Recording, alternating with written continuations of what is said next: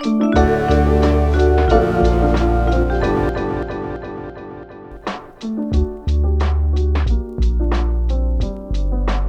I'm Brandon Briscoe, and welcome to another episode of the Postscript Shorts, where we interview students from the Living Faith Bible Institute, and we give them an opportunity to share with you all of the amazing things that God is doing in their life and in their ministry.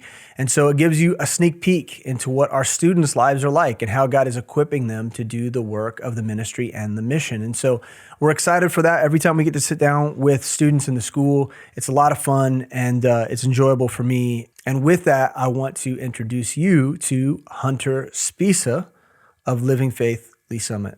Hunter, welcome to the show, man. Thank you. Thank you for having me here. It's really good to have you here. We interviewed your brother recently. I'm sorry.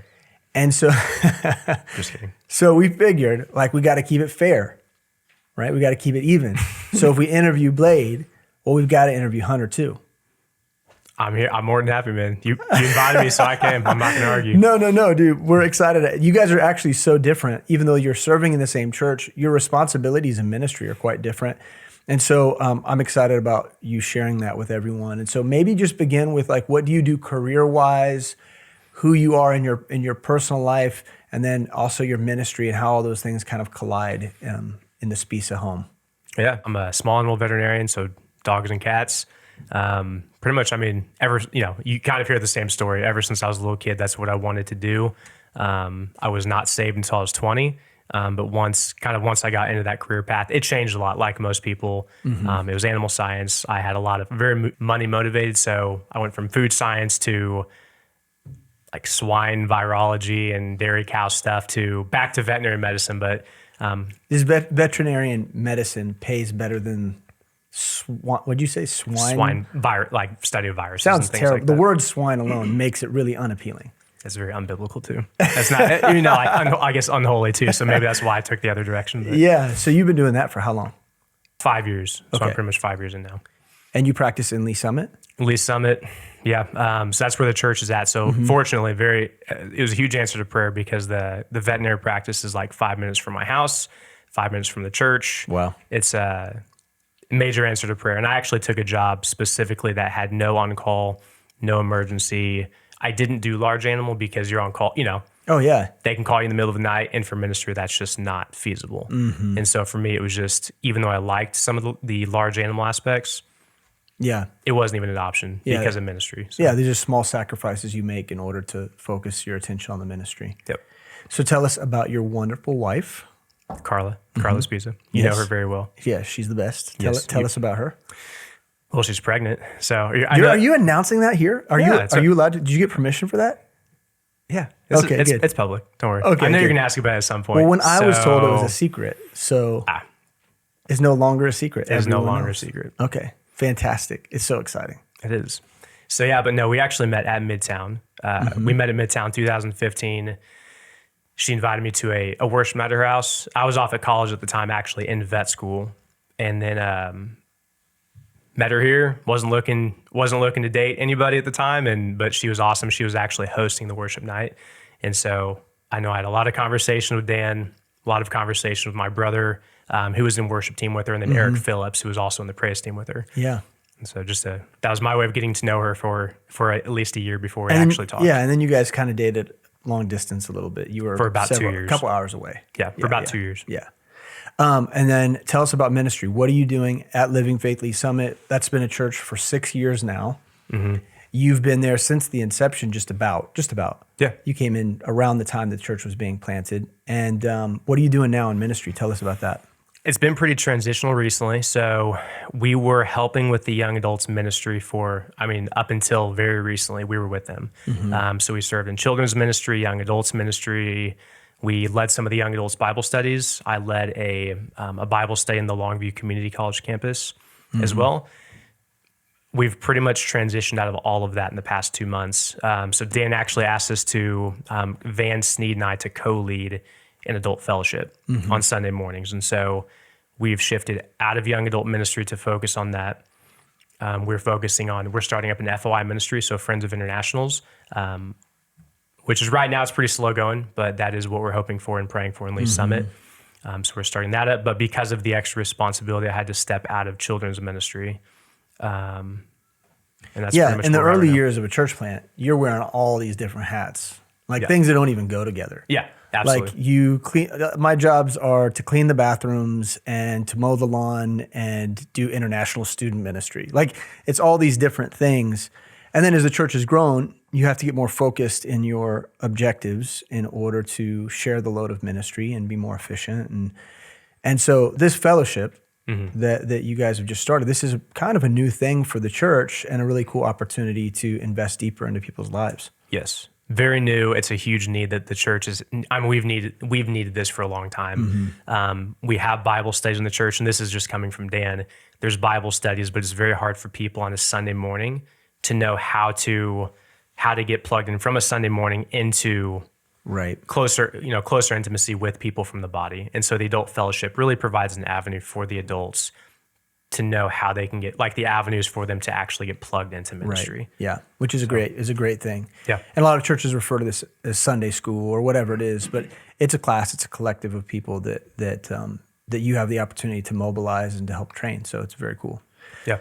So let's go back in time, and let's talk about little Hunter running around. What was life like in Lee Summit as a kid, being raised up by your awesome parents, and share some of the testimony. I mean, I know Blade, in the previous episode, if people listened to the interview with Blade, they heard him share some of that. But from your perspective, what was growing up in Lee Summit like?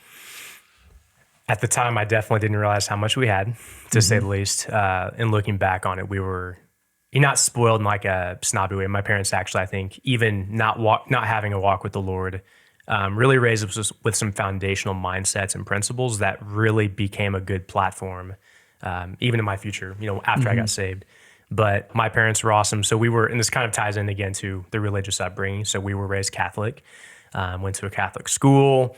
My whole family is Catholic on both sides. My parents are some of the most, as you know, probably the most hospitable people that I know. Yeah.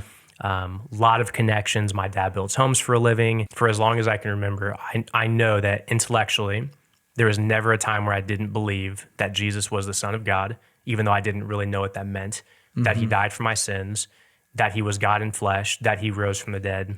Like I believed all those. Yeah, you had all of the those pertinent information. Yes. Yeah. Believed all of it. I remember we watched the Passion of Christ. My parents actually watched the Passion of Christ. And I know I knew that I needed to be moved by it, but I didn't understand the implications of his death, burial, and resurrection. It's like I remember them watching it and then me going to my room and forcing myself to cry because I knew that I needed to be broken over it, but I just wasn't. It was a very weird mentality. Yeah. But you were grappling with it. I mean, absolutely. You knew that there had to be something more to your life. But the disconnect was, okay, do I have to be a good person to earn favor with God? Or am I supposed to surrender something? There was just a lot of questions revolving around what it meant to be a Christian. Yeah, absolutely. I accepted the fact and fully believed the fact that Jesus was the way that I needed his death and his resurrection to pay for my sins. Like I fully believed that. But yet at the same time, I remember being a little kid and, in the Catholic Church, you go to a priest, you go to confession. And so I remember fearing a lot that there was always this constant fear that if I were to die and I hadn't gone to a priest like immediately before dying, was I actually going to go to heaven? And so there was constantly insecurity. The culture combined with the religious system, there's this performative mentality where I always have to be on my best. I have to be perceived well. And I was kind of the goody kid. It's weird to say, but like parents liked me, teachers liked me. And yet internally I was dealing with tons of internal anger all the way through high school. Lots of insecurities, but really just like the anger issue. And it's because I ultimately was trying to be a good person and I knew that I couldn't. Which is crazy frustrating. Oh yeah. As a kid too. I remember giving up things for Lent as a kid, knowing that it was wrong and nobody had ever told me that it was wrong. Like, you know the hypocrisy, you see it as a kid, even if you don't understand it. And so there's just constantly this internal conflict within me. And it just, for me, it manifested as anger internally. Do you feel like you took that? So you graduated high school, you went to college to study. And you knew you were going to work with animals. Where did you go to college? Kansas State for 4 years for my undergrad. So you did 4 years there, and then you did how many years at MU? 4 years. 4 years. 4 years. 8 years of school. Sadly, yes. Wow, that's incredible. That's good for you, though. So tell us about how you came to Christ and those years. How is it you came to realize that Jesus Christ was more than just, this all-seeing eye?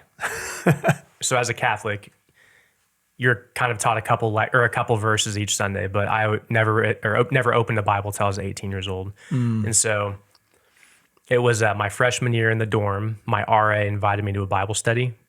And to me, I mean, I politely told him no, thinking that that's a cult. I'm not going to that. Because people that studied the Bible are cultish. Yeah. I mean, that was the mentality. Yeah, and I had nothing against him. Yeah. But the cool thing is that he invited me. I said no. His life and his brother's life looked clearly different. And it was very attractive. Like there was something about it that I wanted. I had no idea what it was, but I was like, you know what? I'll go check it out. Yeah. So over the course of the next year, I was in that Bible study, a Sunday night Bible study, a campus. I got plugged in with Campus Crusade, just a campus ministry. So we met weekly. I was part of a church on campus. It was just a non-denominational church, part of I use this loosely, but they called it a discipleship group. And so I was part of a discipleship group, kind of like part of a prayer ministry through a different parachurch organization. You were doing all the stuff. I was very busy, and yet I wasn't saved. And intellectually, I believed everything about who Christ was, what he did, who he said. Like, I believed it intellectually, and if anybody would have asked me if I believed it, I would not have hesitated to say, yes, I believe that. Long story short, all the relationships I had with my parents, friends, the girlfriend I had at the time, they were just kind of going downhill. The hypocrisy was catching up to me. Yeah. And I hit a really low point, and I just remember sitting at one of the campus ministry meetings at Campus Crusade, hearing the same gospel I'd heard 100 times, if not 1,000 times before, and it just, it sank. That's the moment that I realized I cannot save myself. If God didn't do it on my behalf, there's literally no way that I would ever be able to be righteous in God's eyes. So I make that decision, and then I still had one foot in the world at that point. And still probably 2 or 3 years after that into my vet school year. So that was my sophomore year when that happened. I was 20 years old. My freshman year of vet school, and I was kind of on my own. So I didn't have I had no church. I had no Bible study. There's only 2 other believers that were in my class with me that were vet students who were believers. Both of them were female, so it was just different. I was trying to figure out doctrinally what I believed. The cool thing is at the time, so I was at school, I was saved, but then I classified Midtown as my home church. My brother, Blade, who he shared his testimony on a previous postscript episode.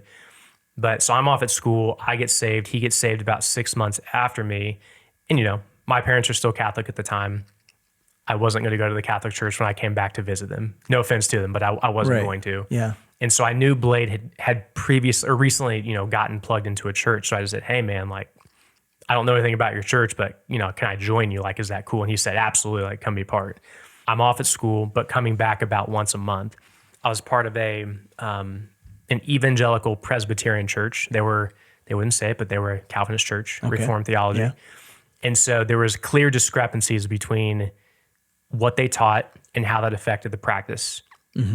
Clear differences. And so even though I didn't know why, why Midtown used the King James Bible, I didn't know what the heck dispensationalism meant. That's just a big, that was a nebulous word to me. Right. Knew nothing. I knew I was saved, and that was good enough for me. And I was evangelizing. I was investing in people, but in terms of having a handle on doctrine, not so much. But I knew the discrepancy between the 2 places that I was at, both of them could not be true at the same time. And maybe neither of them were true. I mean, I had to come to the conclusion, maybe Midtown's wrong and maybe my church in Columbia is wrong. Yeah. But maybe Midtown's right. And the thing that really drew me to Midtown was the fruit that was coming from that church. I couldn't deny it. And so I ended up leaving the church I was at for my freshman year of vet school, getting plugged into a different Baptist church in Columbia, which God absolutely used. So God used that period in my life to really solidify what I believe to be true doctrinally, theologically, everything that I understand about ministry now. God used that period to really work that stuff out. Yeah. And it's interesting because it was on one hand a wilderness time because you were out when you wanted to be here, doing doing the school thing, but at the same time it was like this amazing time of growth. And so you did discipleship long distance from Columbia. You were in contact with Dan, and he was doing this kind of long distance thing, really ultimately preparing you for when you come back that you'd be established and ready for ministry, that you could jump in. And so tell us about that time. I mean, you were plugged into a church out there, but it was just kind of a temporal so thing. God used the church big time, and he used that time in my life. Like there's people there that I was just talking to one of the guys yesterday via email, like awesome time where God really helped solidify, again, what I believe doctrinally. But reality is those churches didn't have a structured, consistent, repeatable, and I would say biblical model of discipleship or even process to move forward in. And so I wasn't getting discipled. Yeah. I saw, Blade, my brother, he was plugged into Midtown at the time, and he just took off. You know, it's like his growth was like exponential. Very quick. Yeah. And so he gets plugged in and he just like buys in full bore, he doesn't slow down. So he gets plugged, he went through D1, he got into D2, he's helping lead praise, he's helping lead in Kaya. There were multiple things he was doing. I'm off at school in one of the darkest times of my life, very busy schedule. I wouldn't say I've ever been like depressed, but if there was a time where I'd have been closest to it, it would have been that period for about a year. Yeah. Freshman, sophomore year of vet school. At that same time, I'd recently met Carla, my wife now. Same thing. She was in LFBI, like she'd gone through D1, she'd gone through D2, she was in LFBI. And so I'm over there just feeling like I'm constantly missing out. Yeah. And so it was... And you were. Thanks. It's all right. But God used all of it. God used all of it. Yeah, absolutely. And so, but when you got back, you too were able to go full bore. It was though ultimately as though you never missed anything. I mean, God's got you in a position where you're blessed and fruitful, and ministry is exciting. Well, so even the little that I felt that I knew, all I had to do for 3 to 4 years was just say, okay, I'm going to obey, do according to what I've been given, and I'm going to obey that. And so like locking down virtue, it really protected me when I came back, because then when I actually got the knowledge from LFBI, D2, LFBI, all that kind of stuff, the virtue was locked down. Yeah, you were prepared for it and for it to take root and be meaningful. And so now God is got you moving forward. You're leading this fellowship class with Van Sneed, which is exciting. There's so many wonderful things going on at Living Faith Lee Summit, and you're getting equipped. So tell us about your involvement with LFBI and what that's been like and how that's affected your ability to invest in people. The courses that helped me the most were the Bible survey books. So the 4 different sections that walk through the Old Testament, New Testament, ultimately just helped me put everything into context. And so then when I go to study, I know I can go deeper in my study and deeper in my application because of it, because I know how the seemingly more convoluted passages actually fit within the context of the Bible as a whole. Yeah, it becomes less abstract. Yes. Yeah, that's good. The other course that helped me, at least that I gleaned the most from, was even the book of Hebrews. Brian Clark taught that. Yeah. There were a lot of things about that book that I just didn't know how to filter through. I mean, that class was very helpful just to help weed out difficult passages that people use to, like Hebrews 6, the first 9 verses of Hebrews 6. How in the world do you address a passage like that? So I really enjoyed the book of Hebrews. Yeah, that's great. The course covering the book of Hebrews. Yeah, that's good. It's clear that God's using you, and it's been awesome to watch, at least from a distance, how God is growing you. And I'm thankful that LFBI gets to be even a small part of that as you're doing the work of the ministry. I'm going to ask you, because I ask everybody, and it seems like the right thing to do. What's your favorite Postscript episode? I think the one that sticks out in my mind the most is actually Chris Best, and if I remember correctly, correct me if I'm wrong, Kenny Morgan. Didn't Kenny Morgan and Chris Best do both did parenting, right? Yeah. Okay. So yeah, the parenting one was, and again, this was before we even knew we were having a kid. But even before we knew, it was very practical. And again, I wasn't raised I wasn't raised with a biblical model of parenting. My parents instilled, like I said at the very beginning, my parents laid foundational things that actually are biblical, whether or not they knew they were laying those mentalities and perspectives. But when it comes to a biblical model of discipline, how to actually train up your child and the nurture and admonition of the Lord, not just teach them about God, but actually train them up. Yeah. Like I hadn't considered the intentionality that it takes to do that. And so now that I am, we're due August 12th, that's a lot more prominent on my mind. Yeah. So I think that was the one that really has stuck with me the most, honestly. Man. Well, that's awesome. It's good to know that those episodes are helpful. I heard just recently someone else say the exact same thing, that the parenting episodes have been really good. We're going to have to do some more of those. And in fact, we've already got some lined up. So cool. Yeah, that'll be good. I'll take hopefully that'll help you. I think we're going to deal with more teenagey stuff. Okay. Well, I got a while. I've got a while for that. Ahead. But okay. Hunter, thanks for coming and hanging out, driving across town and hanging out with me here and doing this episode. And, I'm grateful for you again, man. It's cool to watch what God's doing. We're praying for you. And we ask that God would further your ministry work and that God would grow that fellowship class. Well, thanks for having me. It's been a pleasure. Yeah. I want to thank you for hanging out with us for this episode of Shorts, where we get together with students from the Bible Institute. And we want to invite you. We want to use this as kind of like an opportunity to say, if you want to be a part of learning and growing in God's Word while you minister in your local church, while you get trained and discipled in the work of ministry, come join us. Visit lfbi.org. Check out our program of study. Check out all the things about who we are. It's all there available for you to check out. Look at our courses, upcoming courses that we're offering.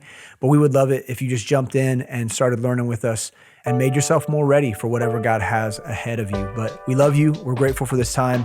And we can't wait to hang out with you again next week for another episode of The Postscript. God bless.